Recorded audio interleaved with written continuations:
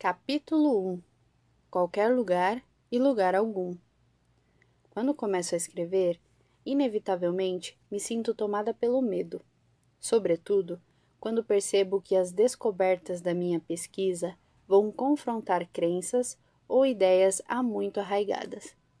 Quando isso acontece, logo penso: quem sou eu para dizer uma coisa dessas? Ou ainda, vou deixar as pessoas bem irritadas se questionar suas ideias. Nesses delicados e incertos momentos de vulnerabilidade, procuro inspiração nos bravos, inovadores e disruptores, com a sua coragem contagiante. Leio e assisto tudo o que consigo encontrar lançado por eles ou sobre eles. Cada entrevista, ensaio, palestra e livro. Assim, quando preciso deles, quando o medo me domina, esses caras vêm sentar comigo e me incentivam a continuar. Ainda mais importante é o fato de que, enquanto espiam por cima do meu ombro, eles têm tolerância quase zero com as minhas bobagens. Levou tempo para desenvolver esse processo. No começo, eu tentava a abordagem oposta. Enchia minha cabeça de críticos e pessimistas. Eu me sentava diante da mesa e visualizava o rosto dos professores de que menos gostava, meus colegas mais ácidos e cínicos e meus críticos online mais impiedosos. Se eu conseguir que fiquem felizes, pensava, ou pelo menos calados, vou estar pronta para começar. O resultado era o pior possível para qualquer pesquisador ou cientista social. Descobertas gentilmente reajustadas para enxergar o mundo de um jeito já conhecido, descobertas que cautelosamente cutucavam ideias já estabelecidas, mas sem irritar ninguém, descobertas seguras, pasteurizadas e inofensivas. Mas nada disso era autêntico, era um mero tributo a ser pago. Decidi então me livrar daqueles pessimistas e alarmistas. No lugar deles, passei a conjurar homens e mulheres que moldaram o mundo com sua coragem e criatividade, e que, pelo menos em uma ocasião, conseguiram irritar alguém. Eles formam um grupo bem variado. J.K. Rowling, autora da minha amada série literária Harry Potter, é a pessoa a quem recorro quando preciso introduzir um novo e estranho mundo de ideias que acabou de surgir na minha pesquisa. Eu a imagino falando: novos mundos são ótimos, mas não basta descrevê-los. Forneça as histórias que constroem esse universo. Não importa quão louco e estranho o novo mundo venha a ser. Ainda assim, nós nos identificaremos com as histórias. A autora e ativista Bell Hawkins costuma me ajudar quando estou no meio de uma difícil discussão sobre etnia, gênero ou classe social. Graças a ela, vejo o ensino como um ato sagrado, bem como a importância do desconforto para o aprendizado. E Ed Catmull, Shonda Rhimes e Ken Burns estão bem às minhas costas, sussurrando em meu ouvido quando conto uma história. Eles me cutucam quando começo a ficar impaciente e pular os detalhes e diálogos que dão sentido à narrativa. Nos leve com você por essa história, insistem. Incontáveis músicos e artistas aparecem também, assim como a Oprah. Seu conselho está pendurado na parede do meu quarto de estudos. Não pense que você pode ser destemida com a sua vida e com o seu trabalho sem nunca desapontar ninguém. Não é assim que funciona. Mas a minha conselheira mais antiga e constante é Maya Angelou. Fui apresentada sua obra há 32 anos, estudando poesia na faculdade. Li seu poema Ainda Assim Me Levanto, e tudo mudou para mim. Ele continha tanto poder e beleza. Busquei cada livro, poema e entrevista de Angelou que pude encontrar, e suas palavras me ensinaram, incentivaram e curaram. Ela conseguia ser tão cheia de alegria quanto impiedosa. Havia, porém, uma frase sua com a qual eu não concordava nem um pouco. Falava sobre pertencimento e me deparei com ela em meu curso sobre etnia e classe social, na Universidade de Houston. Em entrevista concedida a Bill Moyers, que foi ao ar na TV aberta em 1973, a doutora Angelou disse: "A gente só é livre quando vê que não pertence a lugar algum, mas sim a qualquer lugar. Lugar algum mesmo. O preço é alto, a recompensa é ótima." Lembro bem o que pensei quando li essa frase. Isso está muito errado. Que tipo de mundo seria este se não pertencêssemos a lugar algum?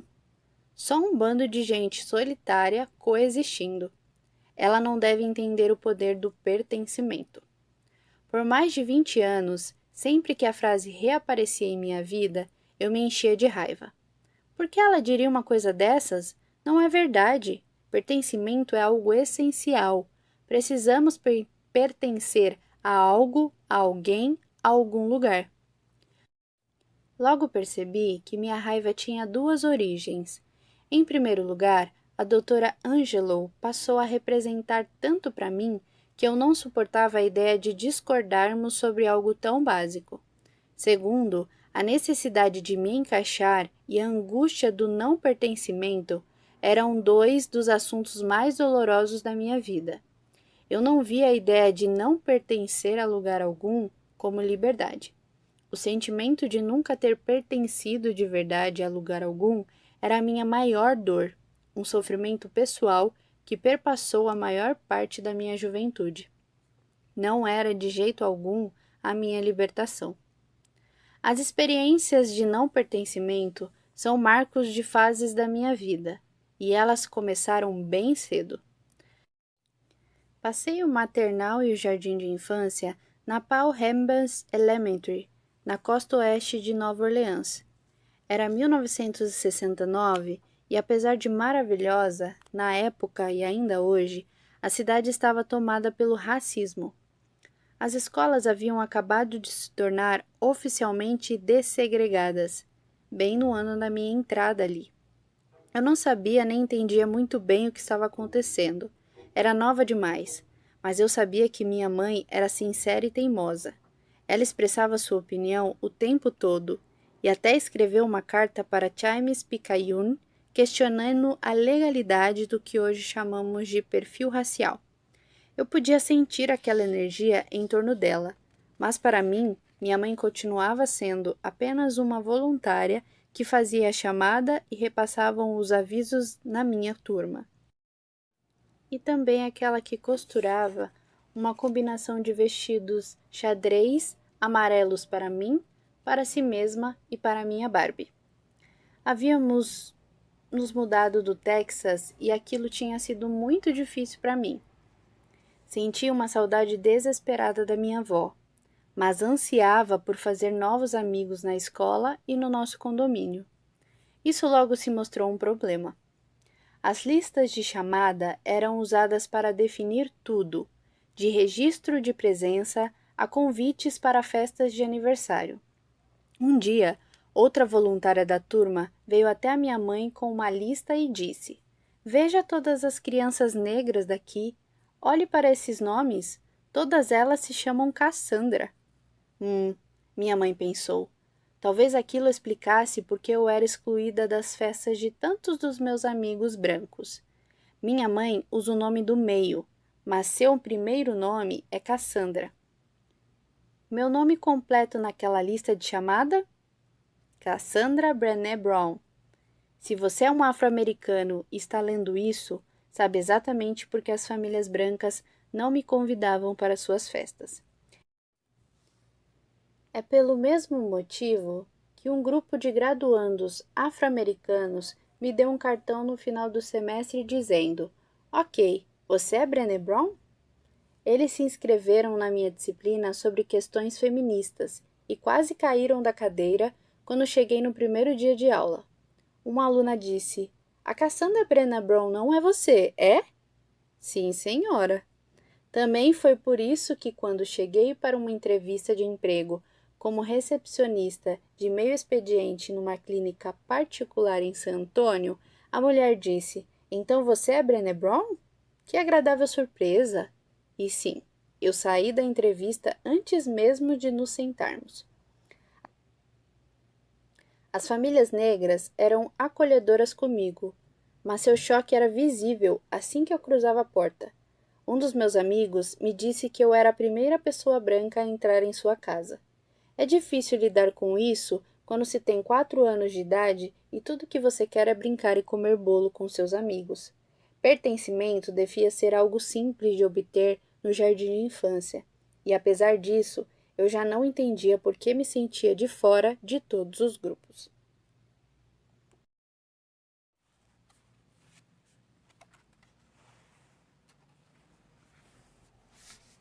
No ano seguinte, nos mudamos para o bairro de Garden Street, para que meu pai estivesse mais perto da Universidade Loyola, e fui transferida para Holy Name of Jesus. Eu era anglicana, o que fazia de mim uma entre poucos alunos não católicos da escola. Acontece que eu era da religião errada, só mais um obstáculo entre mim e o pertencimento. Depois de um ano sendo ignorada, julgada e por vezes excluída, me mandaram para a diretoria e encontrei Deus esperando por mim. Ou pelo menos foi o que eu pensei. No final se revelou um bispo. Passou para mim uma cópia mimeografada do credo niceno e juntos lemos o texto inteiro, linha por linha. No fim, ele me deu um bilhete para levar aos meus pais. O bilhete dizia: Brené agora é católica. De um jeito ou de outro, tudo ocorreu relativamente bem pelos 2 anos seguintes, conforme fui entrando no ritmo da minha nova vida em Nova Orleans, principalmente porque eu tinha a melhor amiga do mundo inteiro, Eleanor. Mas aí veio um monte de grandes mudanças. Trocamos Nova Orleans por Houston, quando eu estava na 4ª série. Depois saímos de Houston para Washington, D.C., no meu 6º ano. Então, na 8ª série, nos mudamos de Washington de volta para Houston. A turbulência e o desconforto típicos do ensino médio foram amplificados pela sensação de ser a eterna novata. Minha única sorte foi que, em meio a todas essas transições, meus pais estavam bem de vida e um com o outro. Apesar da turbulência ao meu redor, em escolas, amigos e adultos sempre passageiros, minha casa era um porto seguro. Parecia mesmo um refúgio para a dor que era não pertencer. Quando tudo mais falhava, eu pertencia ao meu lugar, com a minha família. Mas as rachaduras começaram a aparecer. Aquela última mudança de volta para Houston foi o princípio do longo e doloroso fim do casamento dos meus pais. E, para completar todo esse caos, havia ainda as Bercadettes. Quando voltamos para Houston, no finalzinho da 8ª série, foi bem a tempo de fazer os testes para a equipe de animadores de torcida do ensino médio chamada Bercadettes. Isso viria a se tornar tudo para mim. Numa casa cada vez mais tomada pelas discussões dos meus pais, só abafadas pelas paredes do meu quarto, aquela equipe era a minha salvação. Imagine só, fileiras de meninas usando coletes de cetim azul, com franjas brancas e saias curtas, todas com perucas idênticas, botas brancas e chapéus de cowboy e batom vermelho vivo, entrando em estádios de futebol escolares lotados, espectadores grudados nas cadeiras em pleno intervalo, com medo de perder nossos chutes altos e nossas coreografias perfeitas. Aquela era a minha saída de emergência, meu novo, belo e impecável refúgio. 8 anos de balé foram suficientes para me ajudar na tarefa de aprender a coreografia, e uma dieta líquida de 2 semanas me pôs abaixo do brutal corte de peso. Todas as meninas recomendavam sopa de repolho e a dieta da água. Hoje em dia parece difícil conceber alguém entrando numa dieta líquida aos 12 anos, mas por algum motivo, na época era algo comum. Até hoje, acho que nunca quis algo na vida mais do que a vaga naquela equipe de animadoras de torcida. Sua perfeição, precisão e beleza não só compensaram a turbulência crescente lá em casa, como também proporcionaram o santo graal do pertencimento. Eu passaria a ter uma irmã mais velha, e a ela decoraria meu armário. Faríamos festas do pijama e namoraríamos os garotos do time de futebol americano. Para uma garota que já tinha visto Grease 45 vezes, eu sabia que esse era o começo de uma experiência de ensino médio que incluiria súbitos rompantes musicais e a versão de uma festa de arromba dos anos 1980. E, o mais importante, eu estaria num grupo que literalmente fazia tudo em conjunto. As Bear Cadets era o pertencimento em pessoa. Como ainda não tinha nenhuma amiga, eu estava por conta própria para fazer os testes. A coreografia era fácil, o número de jazz montado a partir de uma versão instrumental de Swanee, aquela do How I Love Ya, sabe? Tinha um monte de passinhos como aquele em que você desliza para o lado e abre os braços. E há uma parte inteira de chutes altos. Eu chutava mais alto que qualquer outra garota, exceto por uma dançarina chamada Liane. Pratiquei tanto que provavelmente faria aquela coreografia até dormindo. Ainda hoje lembro partes dela. O dia do teste foi aterrorizante, e não tenho certeza se foi o nervosismo ou a dieta de fome, mas ao acordar eu me senti tonta e continuei assim depois que minha mãe me deixou na escola. Hoje, sendo mãe de uma adolescente e de um pré-adolescente, é meio difícil pensar em ter que entrar sozinha, cercada por grupos de meninas, saindo de carros e correndo juntas, de mãos dadas. Mas logo percebi que tinha um problema maior que esse. Todas as meninas, e digo todas mesmo, estavam produzidas de cabeça aos pés. Algumas usavam shorts de cetim azul e camisas douradas, enquanto outras trajavam tops azuis e dourados, com saias brancas curtas. Havia toda a combinação de laços azuis e dourados que você possa imaginar. E elas estavam super maquiadas. Eu não usava maquiagem alguma e estava com shorts de algodão cinza por cima de um colã preto. Ninguém tinha me dito que era para se enfeitar com as cores da escola. Todas elas pareciam tão lindas e maravilhosas. Eu parecia a garota triste cujos pais brigavam demais. Passei na paisagem com quase 3 quilos de folga. Ainda assim, me marcou muito ter visto outras garotas saindo da balança e correndo aos prantos para os vestiários. Pusemos números de identificação nas nossas camisas e dançamos em grupo de 5 ou 6.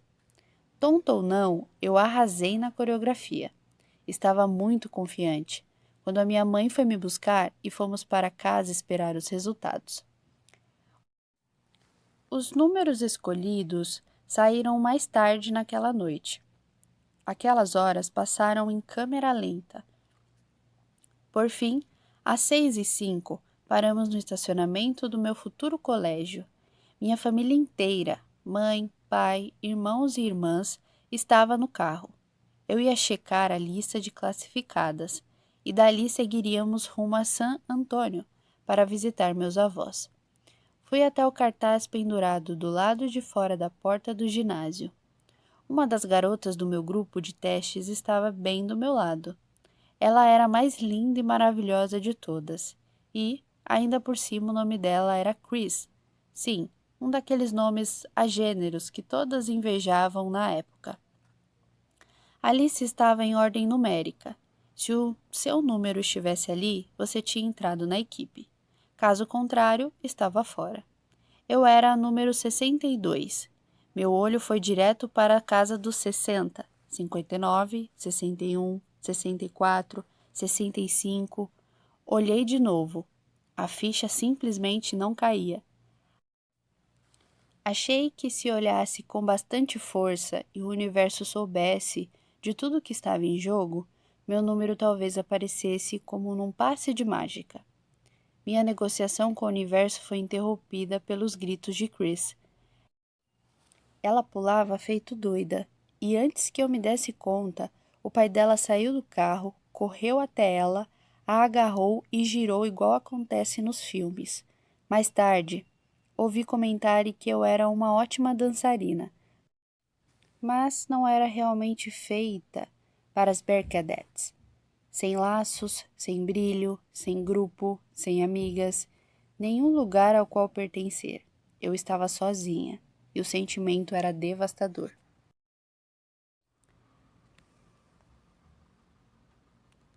Voltei para a caminhonete e sentei no banco de trás, e meu pai seguiu viagem.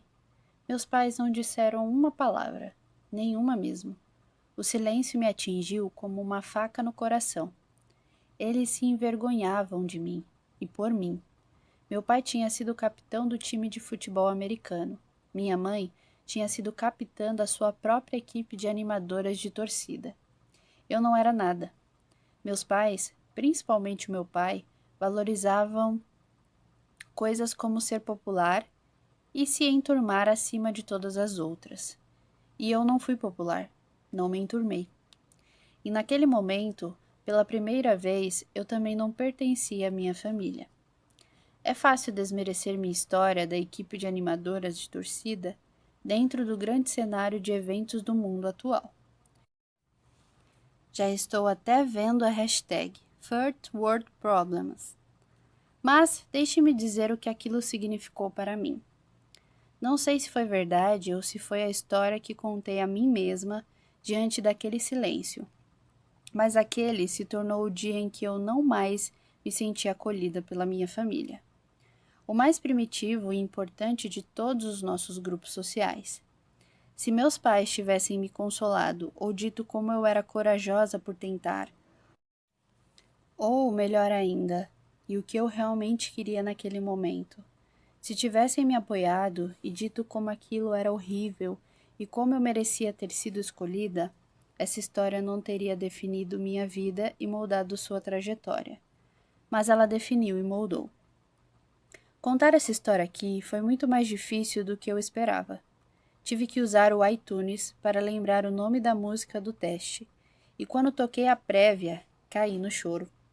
Não foi por ter ficado de fora da equipe de animadoras de torcida que eu desmoronei. Foi por aquela garota que eu não pude consolar. A garota que não entendia o que estava acontecendo nem o porquê. Chorei por aqueles pais, tão despreparados para lidar com a minha dor e com minha vulnerabilidade.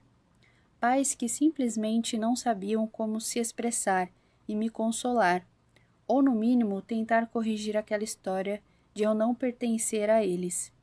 Nessas horas, se deixamos de falar e resolver as coisas, passamos a vida adulta desesperados por pertencimento e nos acomodando em troca de aceitação. Por sorte, meus pais nunca pensaram que a criação dos filhos terminava quando eles saíam de casa. Juntos, aprendemos sobre coragem, vulnerabilidade e o verdadeiro pertencimento. Esse tem sido o pequeno milagre. Mesmo num contexto de sofrimento, como pobreza, violência, violação dos direitos humanos, o sentimento de não pertencer à própria família ainda é um dos traumas mais perigosos.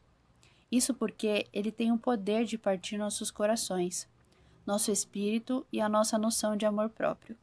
Partiu todos os três no meu caso.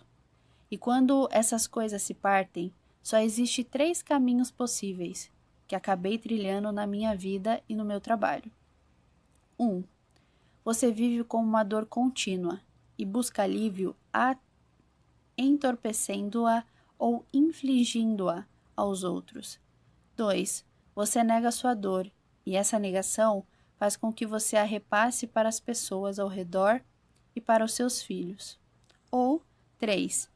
Você encontra coragem para aceitar essa dor e desenvolve um nível de empatia e compaixão por si mesmo e pelos outros, que faz com que você perceba a dor do mundo de maneira única.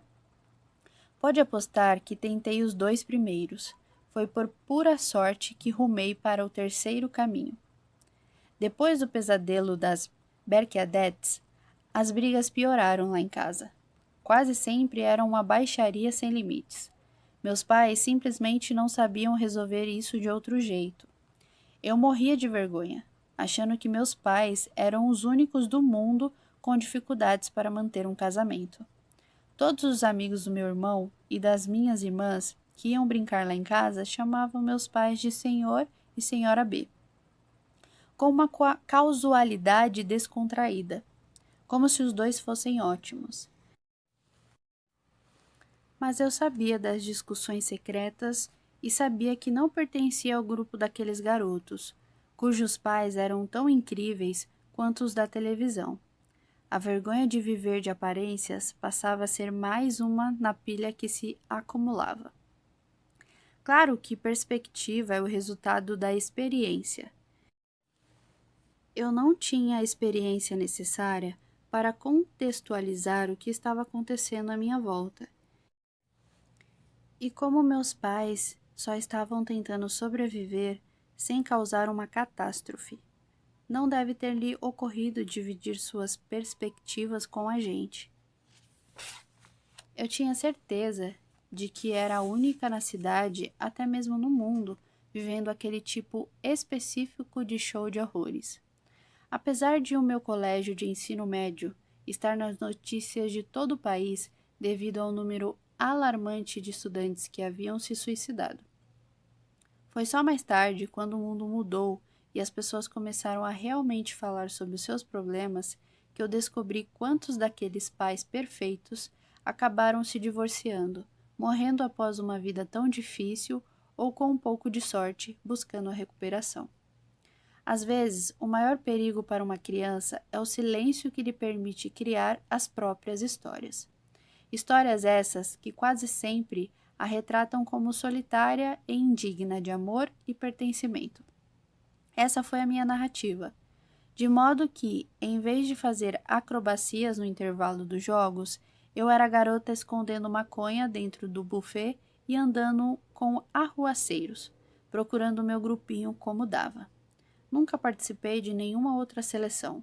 Em vez disso, eu me tornei muito boa em me encaixar, fazendo o que quer que fosse necessário para me sentir desejada e parte de algo. Durante as brigas constantes e cada vez piores dos meus pais, meu irmão e minhas 2 irmãs costumavam ir para o meu quarto esperar até que a poeira baixasse. Como a mais velha, passei a usar meus superpoderes de integração recém-adquiridos para descobrir o que provocava aquela briga, de modo a elaborar intervenções sofisticadas e melhorar tudo. Eu podia ser a salvação para os meus irmãos e para minha família. Quando dava certo, eu me sentia uma heroína. Quando não dava, eu me responsabilizava e redobrava o trabalho de investigação. Só me ocorreu agora enquanto escrevo, mas, na verdade, foi assim que comecei a trocar a minha vulnerabilidade por pesquisa e informação. Olhando em retrospecto, percebo que provavelmente devo minha carreira ao não pertencimento. Primeiro na infância e depois na adolescência. Descobri meu mecanismo de defesa primário para enfrentar o não pertencimento estudando as outras pessoas.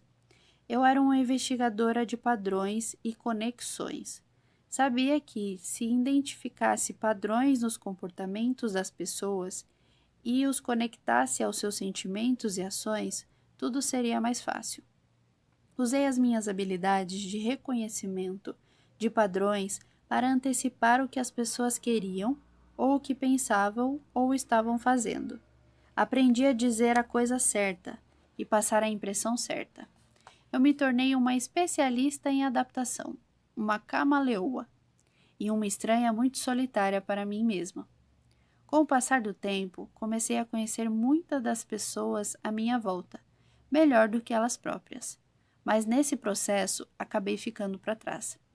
Aos 21 anos, já tinha entrado na faculdade e largado, sobrevivido ao divórcio dos meus pais, rodado pela Europa de carona por 6 meses e me envolvido em todo o comportamento autodestrutivo idiota que você pode imaginar, tirando as drogas. Mas eu estava cansado daquilo. Não estava mais funcionando. Annie Lamelot reproduziu um comentário de um dos seus amigos sóbrios que resume perfeitamente esse tipo de fuga. No final, eu já estava me deteriorando mais depressa do que conseguia baixar meus padrões. Em 1987, conheci Steve. Por algum motivo, eu era mais eu mesma perto dele do que com qualquer outra pessoa desde a minha primeira melhor amiga, Eleanor. Ele me via de verdade. E, mesmo pegando o finalzinho da minha fase autodestrutiva, ele enxergou a minha essência e gostou de mim.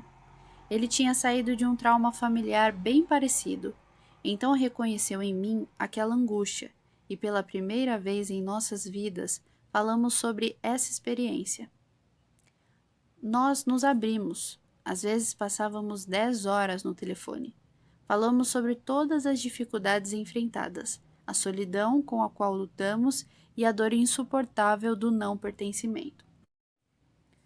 O que começou como uma amizade virou uma enorme paixão e, no fim, um relacionamento amoroso completo. Nunca subestime o poder de ser visto. É exaustivo insistir em sabotar a si mesma quando o outro vê e ama você de verdade. Havia dias em que aquele amor parecia um presente. Em outros, eu o odiava por isso. Mas, conforme comecei a vislumbrar meu eu verdadeiro, fui me enchendo de mágoa e de desejo. Mágoa pela garota que nunca pertenceu a lugar algum, e um desejo de descobrir quem eu era, do que gostava, no que acreditava e onde queria chegar. Steve não se sentiu nem um pouco ameaçado por minha busca pessoal. Ele amou e apoiou tudo. Portanto, doutora Angelo, não pertencer a lugar algum não poderia ser uma coisa boa. Não mesmo. Eu continuava sem entender o que ela quis dizer. 7 anos depois de nos conhecermos, Steve e eu nos casamos. Ele passou na faculdade de medicina para a residência e eu passei na graduação para a pós. Em 1996, no dia seguinte ao término do mestrado, decidi firmar meu compromisso com uma vida mais limpa e parei de beber e fumar. Curiosamente, meu primeiro guardião temporário dos Alcoólicos Anônimos me disse o seguinte: não acho que seu lugar seja no AA. Você deveria tentar as reuniões dos codependentes. O guardião dos codependentes me sugeriu voltar ao AA. Ou experimentar os comedores compulsivos anônimos. Já que você não é exatamente como uma de nós. Dá para acreditar? Quão merda é quando você não pertence nem mesmo ao AA? No fim, uma nova guardiã afirmou que eu tinha um verdadeiro mix de vícios. Basicamente, usava tudo o que estivesse à mão para escapar da vulnerabilidade. Ela me aconselhou a encontrar um grupo com o qual eu me identificasse, não importava qual fosse, desde que eu parasse de beber e de fumar, de me negligenciar em favor dos outros e de comer demais. Claro, pode deixar. Aqueles primeiros anos de casamento foram difíceis. A residência e a pós-graduação nos deixaram pobres e mentalmente esgotados. Nunca vou me esquecer de quando contei a uma psicóloga universitária que eu duvidava muito de que aquele casamento fosse funcionar. A resposta dela? Talvez não funcione mesmo. Ele gosta bem mais de você do que você se gosta. Minha jornada de mestre camaleoa rumo ao verdadeiro pertencimento começou aos 20 e poucos anos e durou algumas décadas. Na casa dos 30, substituí um tipo de autodestruição por outro. Abri mão da farra em favor do perfeccionismo. Continuava lidando com o fato de me sentir deslocada, mesmo no meu trabalho, mas a minha reação quando não via meu número na lista passou a ser outra. Em vez de sofrer calada e envergonhada, Passei a falar sobre os meus medos e mágoas. Passei a questionar o que era importante para mim e o porquê. Por acaso eu queria passar o resto da vida seguindo o que os outros diziam? Não. Quando me desencorajaram de fazer uma dissertação qualitativa, eu fiz assim mesmo. Quando tentaram me convencer a não estudar a vergonha, eu fiz assim mesmo. Quando me disseram que eu não conseguiria ser professora nem escrever livros que outras pessoas quisessem ler, eu fiz essas coisas assim mesmo. Não é que eu tenha passado de um extremo, valorizando apenas a adequação, a outro, valorizando apenas ser diferente, contestadora ou do contra. São dois lados de uma mesma moeda. Eu, no fundo, ainda buscava aceitação, e minha decisão de me manter isolada na minha profissão me deixava num estado de ansiedade e precariedade quase constante. Não era o ideal, mas eu tinha chegado longe o bastante para saber que o preço de assimilar e fazer o que esperavam de mim teria me custado demais, talvez a minha saúde, meu casamento ou a minha sobriedade. Por mais que eu quisesse uma equipe, eu preferia me isolar a sacrificar qualquer uma dessas coisas. Então, em 2013, uma série de pequenos milagres me levou a um dos momentos mais importantes da minha vida. Oprah me chamou para participar de um dos meus programas favoritos, o Super Soul Sunday. Na noite anterior ao programa, saí para jantar com um dos produtores e o meu empresário, Murdoch, um escocês que mora na West Village e que hoje diz galera com a mesma facilidade que eu. Depois do jantar, enquanto Murdoch e eu voltávamos para o hotel, ele parou numa esquina e me perguntou assim, do nada: "Onde você está, Brené?" Quando lhe dei uma resposta engraçadinha, na esquina de Michigan com Chicago, sabia que estava me sentindo vulnerável. E quando Murdoch explicava o meu nível de ausência durante o jantar, educada e amistosa? Sim. Presente? Não. Percebi logo o que estava acontecendo. Encarei meu empresário e admiti. É o que eu costumo fazer quando sinto medo. Fico pairando sobre a minha vida, só olhando e pensando em vez de viver. Murdoch entendeu. Eu sei, mas você precisa achar um jeito de parar com isso e voltar. Essa é uma oportunidade única. Não quero que você a desperdice. Não fique analisando o momento. Esteja nele. Na manhã seguinte, enquanto me vestia para encontrar com Oprah, pela primeira vez, minha filha me mandou uma mensagem.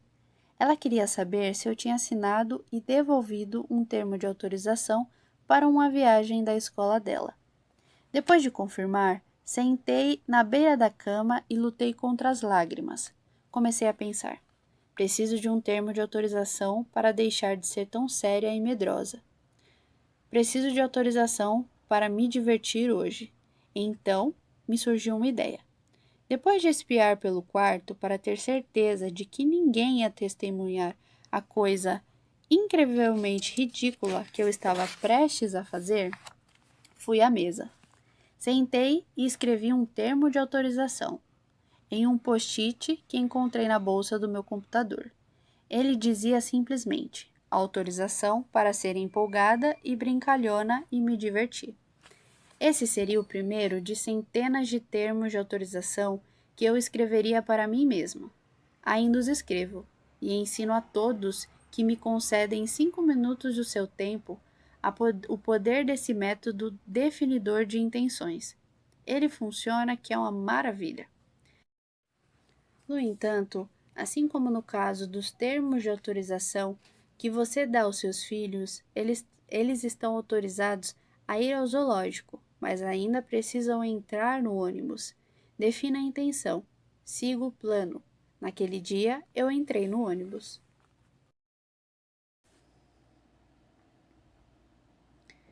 Eu não percebi isso na época, mas, olhando em retrospecto, esses termos de autorização que eu me dei eram, na verdade, uma tentativa de pertencer a mim mesma e mais ninguém. Oprah e eu tivemos nosso emocionante primeiro encontro, diante das câmeras, e em poucos minutos estávamos brincando e rindo. Ela era tudo o que eu pensei que seria, destemida e doce, gentil e vigorosa. O tempo passou num piscar de olhos. Quando nosso tempo acabou, Oprah se virou para mim e disse: a gente devia fazer mais 1 hora, mais um episódio. Olhei em volta, desconfortável, como se pudéssemos nos encrencar só por ter pensado nisso. Sério? Perguntei. Tem certeza? Oprah sorriu. Sério. Temos muito que conversar ainda. Olhei para a escuridão do estúdio na direção do que imaginei que fosse a sala de controle ou algo do tipo e disse: será que a gente devia perguntar? Oprah sorriu de novo. Quem você acha que precisa provar? Ela não disse isso de um jeito arrogante. Ela deve ter achado minha pergunta engraçada. Ah, claro, desculpe. Então sim, sim. Eu ia adorar. Mas será que eu devia trocar de roupa? Ai, merda. Só tenho essa e os jeans e botas que usei para vir até aqui. Botas e jeans estão ótimos. Te empresto uma parte de cima. Ela se afastou para trocar a própria roupa.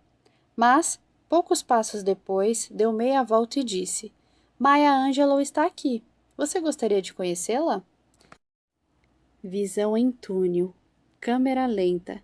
Isso é demais para mim. Talvez eu esteja morta. Brené? Oi? Gostaria de conhecer a doutora Maya? Eu estava pensando que isso talvez me fizesse perder as estribeiras quando Oprah insistiu. O que acha?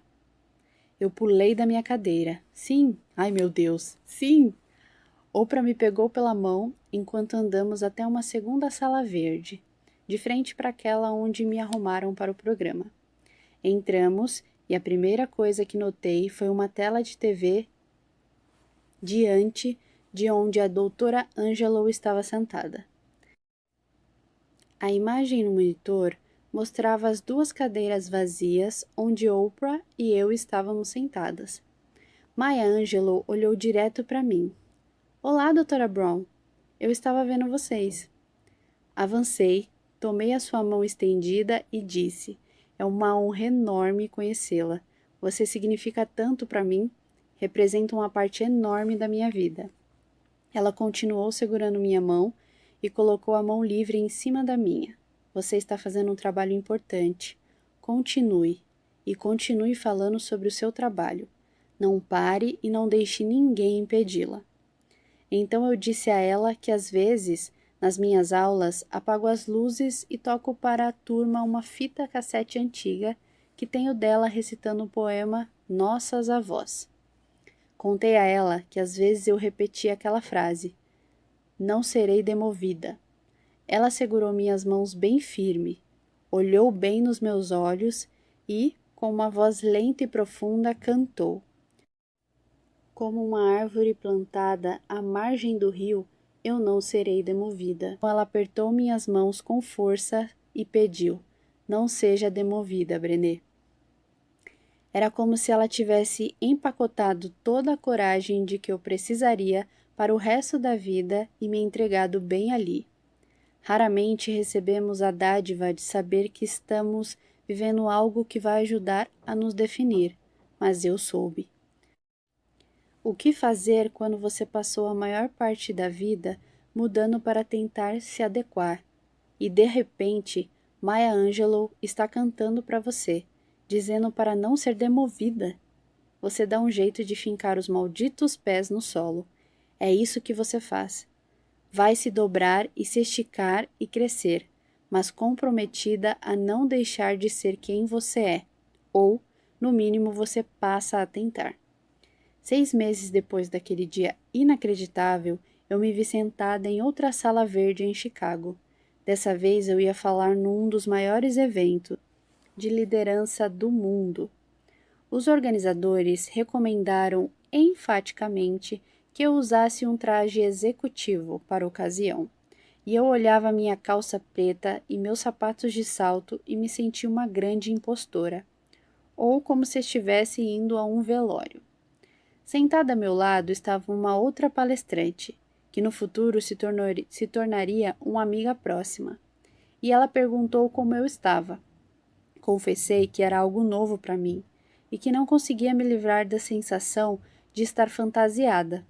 Ela afirmou que eu parecia muito bem, mas a expressão em seu rosto dizia: eu não sei, não é fácil, mas o que a gente pode fazer? Eu me levantei de repente, peguei minha mala de uma parede cheia de malas pertencentes a outros palestrantes e fui para o banheiro. Minutos depois, saí com uma camiseta azul marinho, jeans escuro e tamancos. A mulher olhou para mim, sorriu e disse: incrível, você é corajosa. Eu não tinha certeza se ela estava falando sério, mas eu ri. Na verdade, não. É uma necessidade.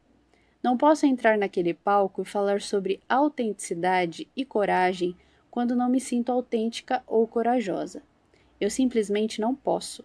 Não estou aqui para ter uma conversa entre executivos. Estou aqui para que o meu coração fale com os deles. Isso é o que eu sou. Outro passo importante para aprender a pertencer a mim mesma. Voltei a colidir com o mundo dos negócios algumas semanas depois, enquanto lidava com uma pilha de informações sobre futuras palestras. Li a seguinte observação de um organizador. Assistimos a uma conferência sua no ano passado. Mal podemos esperar até você falar para os nossos líderes. Daquela vez, você falou da importância de conhecer nossos valores fundamentais, e nós adoramos. Só que você citou a fé como um dos seus 2 valores guias. Dado o contexto de negócios, agradeceríamos se deixasse a fé de fora. Coragem era o outro dos seus valores, e isso é perfeito. Você poderia focar nisso? Dava para sentir o aperto no peito e o rosto ardendo a cada segundo. Algo do tipo, mas no extremo oposto, acontecera no começo daquele ano. Um organizador havia me dito que, embora apreciasse minha abordagem direta e informal, ele gostaria que eu não soltasse palavrões para não afastar a audiência religiosa, que me oferecia graças, mas ainda assim sairia dali ofendida. Que babaquice! Essa é uma tremenda babaquice. Eu não vou fazer isso. Prefiro nunca mais dizer nada. Eu não serei demovida. Passei minha carreira inteira sentada diante de pessoas, ouvindo-as falar sobre os momentos mais difíceis e dolorosos de suas vidas. Depois de 15 anos de trabalho, posso dizer com segurança que histórias de dor e coragem quase sempre incluem 2 coisas: rezar e xingar, às vezes ao mesmo tempo. Calcei meus tênis e saí pela porta da frente para pensar na minha resposta enquanto dava uma volta pelo bairro. Ao dobrar a última esquina, antes de casa, decidi o que diria a todo e qualquer pedido parecido com aquele. Se você acha que vou maquiar a verdade ou invernizar as experiências reais de outras pessoas, está enganado. Também não vou dar uma de Joey Pesci em Os Bons Companheiros e xingar o tempo todo. Mas se você não consegue me aguentar dizendo puta ou babaquice, ou se precisa que eu finja que a fé não é importante para mim, você bateu na porta errada. Há muitos professores e oradores ótimos por aí.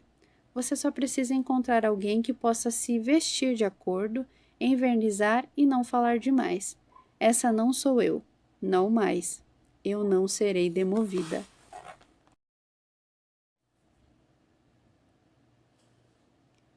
Quando Steve chegou em casa, contei sobre a minha mais nova decisão. Sentei-me ao seu lado e pus a cabeça em seu ombro. É difícil, confessei. Eu não pertenço a lugar algum, a nenhum lugar. Onde quer que eu vá, eu sou como uma estranha quebrando as regras e falando coisas que mais ninguém fala. Ninguém está comigo, e tem sido assim a minha vida toda. Steve não tentou me animar. Em vez disso, ele concordou e disse que meio que eu não pertencia a nenhum grupo específico. Também me lembrou que eu pertencia a ele, Ellen e Charlie, e que eu podia rezar e xingar o quanto quisesse, desde que tivesse dinheiro para pagar ao Charlie pelos palavrões. Eu ri um pouco, mas senti as lágrimas chegando. Passei a vida toda do lado de fora, disse a Steve. É difícil demais.